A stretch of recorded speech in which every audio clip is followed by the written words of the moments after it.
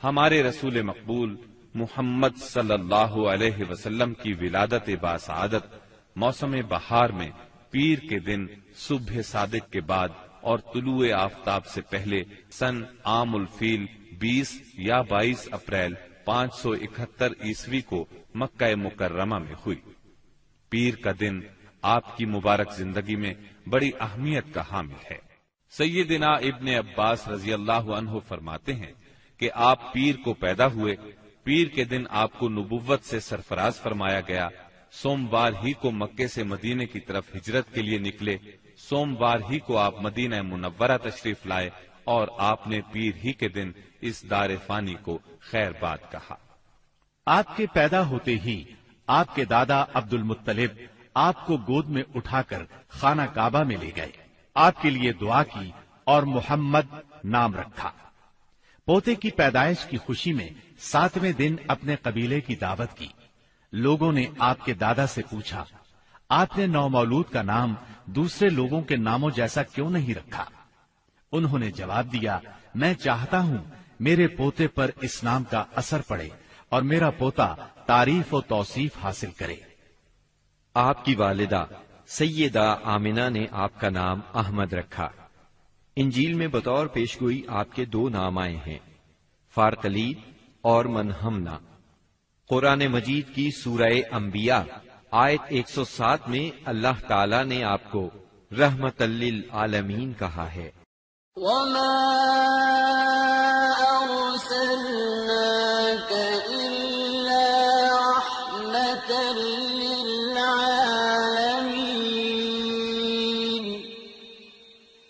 یعنی ہم نے آپ کو تمام جہانوں کے لیے رحمت بنا کر بھیجا ہے۔ آپ کا نسب نامہ اس طرح ہے: محمد بن عبداللہ بن عبد المطلب بن ہاشم بن عبد مناف بن قصی بن کلاب بن مرہ بن کعب بن لعی بن غالب بن فہر بن مالک بن نظر بن کنانہ بن خزیمہ بن مدرکہ بن الیاس بن مزر بن نزار بن معد بن عدنان۔ اس بات پر سب کا اتفاق ہے کہ عدنان سیدنا اسماعیل علیہ السلام کی نسل سے ہیں، لیکن دونوں کے درمیان میں کتنی پشتیں ہیں اور ان کے نام کیا کیا ہیں، اس میں بہت اختلاف پایا جاتا ہے۔ آپ کی والدہ کا نام سیدہ آمنہ تھا۔ سیدہ آمنہ کے والد وہب بن عبد مناف بن زہرہ بن کلاب تھے۔ یہ وہی کلاب ہیں جو والد کی طرف سے بھی نبی صلی اللہ علیہ وسلم کے نسب نامے میں آتے ہیں۔ ان کا اصل نام عروہ یا حکیم تھا، لیکن کتوں کے ذریعے بکثرت شکار کھیلا کرتے تھے، اس لیے کلاب کے نام سے مشہور ہو گئے۔ عربی میں کلاب کتوں کو کہتے ہیں۔ آپ اسماعیل علیہ السلام کی اولاد میں سے ہیں۔ اسماعیل علیہ السلام کی خاطر جب اللہ تعالیٰ نے زمزم کا کنواں جاری کیا تو قبائل جرہم اور ایاد کے خانہ بدوش عرب سیدہ ہاجرہ کی اجازت سے وہاں آ کر رہائش پذیر ہوئے۔ کعبے کے متولی اسماعیل علیہ السلام اور ان کی اولاد رہی۔ ایک عرصے کے بعد بنو جرہم اور سیدنا اسماعیل کی اولاد میں کعبے کی تولیت کے سلسلے میں جھگڑا ہوا تو کعبے کی خدمت اور تولیت اولاد اسماعیل اور بنو جرہم میں تقسیم ہو گئی، اور جب بنو خزاعہ نے لڑ کر مکے پر قبضہ کیا تو ایک مدت تک کعبے کی تولیت بھی ان کے پاس رہی، لیکن بنو اسماعیل بہرحال مکے ہی میں رہے۔ ان کے ایک فرد کلاب نے شمالی عرب میں قبیلہ قزاعہ میں شادی کی، اس سے قصی پیدا ہوئے۔ وہ جوان ہو کر اپنے قبیلے میں واپس آ گئے۔ خسر کی وفات کے بعد قصی نے اپنے ننہال کی مدد سے بنو خزاعہ کو مجبور کیا کہ وہ شہر چھوڑ کر مضافات میں جا بسا۔ بنو خزاعہ کے سردار نے کعبے کے قیمتی چڑھاووں کو زمزم کے کنویں میں ڈال کر اس کو پاٹ دیا اور کنواں غائب ہو گیا۔ پھر قصی کو بہت بڑا اقتدار حاصل ہوا، اس کی اولاد پھلی پھولی اور اسے قوم کا بہت بڑا سردار تسلیم کیا گیا۔ قصی نے مکے میں ایک شہری مملکت کا آغاز کیا، وہاں دار الندوہ یعنی پارلیمنٹ اور ٹیکس کے نئے محکمے قائم کیے، لیکن وفات کے وقت حکومت اپنے بچوں میں تقسیم کر دی. کسی کو کعبے کی رکھوالی سونپی، کسی کو چابی دی، کسی کو فوج کی قیادت تو کسی کو ٹیکس کا حساب کتاب سونپا. بعد کی نسلوں میں انتظامات کی مزید تقسیم در تقسیم ہوئی. آغاز اسلام کے وقت وہاں 10 سرداروں کی ایک مجلس کار فرما نظر آتی تھی. قصی کے 4 بیٹے تھے، ان میں عبد مناف بڑے نامور اور صاحب عزت ہوئے. عبد مناف کے بھی 4 بیٹے تھے، ان میں ہاشم شہرت میں سبقت لے گئے.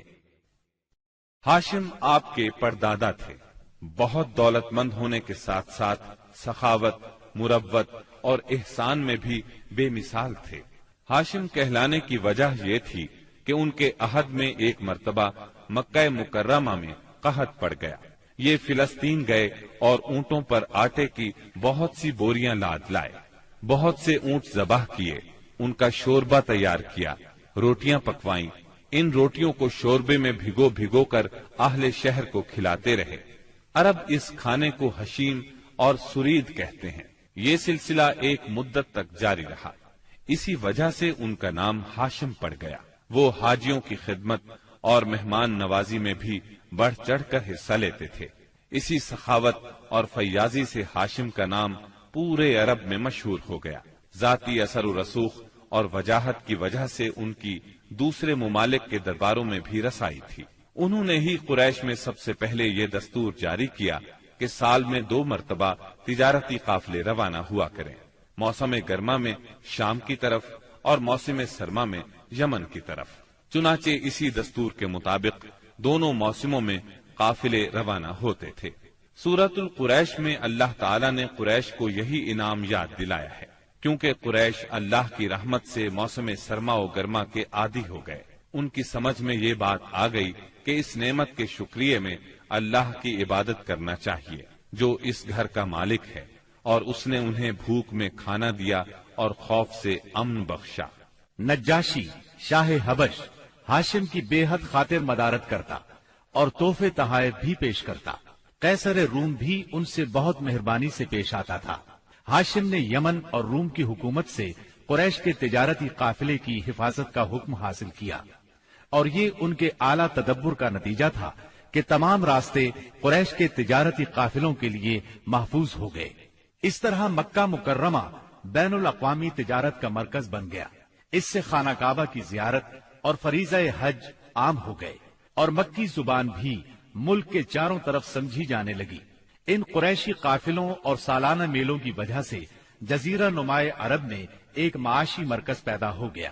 ان سالانہ میلوں میں قریش کو سرمایہ دارانہ تجارت اور قافلوں کی حفاظت کے سلسلے میں بہت اہمیت حاصل تھی.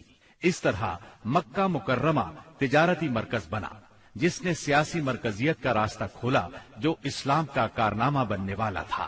197 عیسوی کے چند ماہ بعد ہاشم کی بیوی سلمہ بنت عمر کے ہاں مدینہ منورہ میں شیبہ یعنی عبد المطلب پیدا ہوئے. بچے کے سر میں کچھ بال سفید تھے، اس لیے ان کا نام شیبہ رکھا گیا. شیبہ کا مطلب ہے بوڑھا. ہاشم کی وفات کے بعد ذمہ داریاں ان کے بھائی مطلب نے سنبھال لی تھی. گویا مطلب شیبہ کا چچا تھا. اس کی وفات کے بعد شیبہ نے رفادہ اور سقایا کی ذمہ داریاں خوبی سے سنبھالی. انہوں نے یمن اور حبشہ کے درباروں میں اپنی قوم کی نمائندگی بھی کی. ان کی ملکیت میں ایک قدرتی چشمہ بھی تھا. ایک دن خواب میں انہیں اشارہ ملا کہ فلاں جگہ کھود کر غائب شدہ زمزم کا کنواں برآمد کریں. کھودتے وقت اس سے انہیں دفن شدہ خزانہ بھی ملا جو کعبے کے چڑھاووں پر مشتمل تھا. عبد المطلب کو زمزم کی ملکیت کے لیے بہت دشواریاں پیش آئیں، مگر اہل شہر امن پسند تھے. انہوں نے طے کیا کہ کسی غیر جانبدار حاکم سے اس کا فیصلہ کرا لیا جائے. عبد المطلب نے یہ بات مان لی، لیکن پریشان بھی تھے. اس لیے منت مانی کہ اگر اللہ نے مجھے 10 بیٹے دیے اور وہ بلوغت کو پہنچے تو میں ان میں سے ایک کو کعبے میں جا کر اللہ کے لیے قربان کر دوں گا. جب 10واں بیٹا بھی بلوغت کو پہنچ گیا تو عبد المطلب کو منت یاد آئی. انہوں نے بیٹوں کے درمیان قرعہ ڈالا تاکہ جس کا نام نکلے اسے قربان کر دیں. قرعہ نبی اکرم صلی اللہ علیہ وسلم کے والد عبداللہ کے نام نکلا. عبد المطلب کا ارادہ دیکھ کر رشتہ داروں اور دوستوں نے دخل اندازی کی اور انہیں مشورہ دیا کہ وہ کسی خاتون عرافہ کے پاس جا کر حل دریافت کریں۔ چنانچہ عبد المطلب ایک عرافہ کے پاس گئے۔ اس نے معاملہ سن کر مشورہ دیا کہ بیٹے اور 10 اونٹوں کے درمیان قرعہ ڈالو، اگر عبداللہ کے نام نکلے تو مزید 10 اونٹ بڑھا دو، اس طرح خون بہا کی مقدار میں اضافہ کرتے جاؤ یہاں تک کہ قرعہ خون بہا پر نکلے۔ انہوں نے قرعہ اندازی شروع کی۔ قرعہ ہر بار عبداللہ کے نام نکلتا رہا۔ یہ 10 اونٹ ہر بار بڑھاتے گئے۔ جب 100 اونٹ پورے ہو گئے تب قرعہ اونٹوں کے نام نکلا۔ عبد المطلب نے 3 بار ایسا کیا تاکہ اطمینان ہو جائے۔ ہر بار 100 اونٹوں ہی کا قرعہ نکلا۔ اب انہیں اطمینان ہو گیا کہ یہی اللہ کو منظور ہے۔ واقعہ فیل کے 50-55 دن بعد عبد المطلب کعبے کا طواف کر رہے تھے کہ انہیں پوتے کی ولادت کی خوشخبری ملی۔ 75 سالہ دادا بہت خوش ہوئے۔ نبی کریم صلی اللہ علیہ وسلم ان کے پیارے فرزند جناب عبداللہ کی یادگار تھے، جن کی زندگی 100 اونٹوں کی قربانی دے کر بچائی گئی تھی، لیکن پھر اچانک وہ فوت ہو گئے۔ ان کی وفات سے بوڑھے باپ کو جو صدمہ پہنچا تھا، پوتے کی ولادت سے ایک حد تک وہ کم ہو گیا۔ عبداللہ کی والدہ یعنی نبی صلی اللہ علیہ وسلم کی دادی کا نام فاطمہ بنت عمرو تھا۔ عبداللہ کے 2 سگے بھائی زبیر اور ابو طالب تھے۔ بی بی آمنہ سے نکاح کے بعد عبداللہ نے رواج کے مطابق 3 دن تک سسرال میں قیام کیا۔ اس کے بعد تجارت کی غرض سے شام چلے گئے۔ واپسی پر یثرب یعنی مدینہ منورہ میں ٹھہرے تاکہ اپنے والد کے حکم کے مطابق کھجوروں کا سودا کریں۔ مدینہ منورہ ہی میں قیام کے دوران وہ بیمار ہو گئے۔ آپ کی بیماری کی خبر مکہ پہنچی تو عبد المطلب نے فوراً اپنے بڑے بیٹے حارث کو عبداللہ کی خبر گیری کے لیے مدینہ روانہ کیا۔ حارث مدینہ پہنچے تو معلوم ہوا 1 ماہ بیمار رہنے کے بعد عبداللہ انتقال کر گئے ہیں۔ انتقال کے وقت انہوں نے 5 اونٹ، چند بکریاں اور 1 باندی چھوڑی، جس کی کنیت ام ایمن اور نام برکت تھا۔ عبداللہ کا انتقال اپنے پیغمبر بیٹے کی ولادت سے چند ماہ پہلے ہی ہو گیا تھا۔ گویا آپ صلی اللہ علیہ وسلم شکم مادر ہی میں یتیم ہو گئے تھے۔ آپ کی والدہ سیدہ آمنہ طہارت نفس، شرافت، عزت، عفت، عصمت اور پاکبازی میں بے مثال تھی۔ اپنی قوم میں سیدۃ النساء کے لقب سے مشہور تھیں۔ ددھیال اور ننہیال دونوں کے اعتبار سے آپ عرب کے بہترین قبیلے اور بہترین قوم میں سے تھیں۔ Thanks for watching. Don't forget to like, comment, share and subscribe to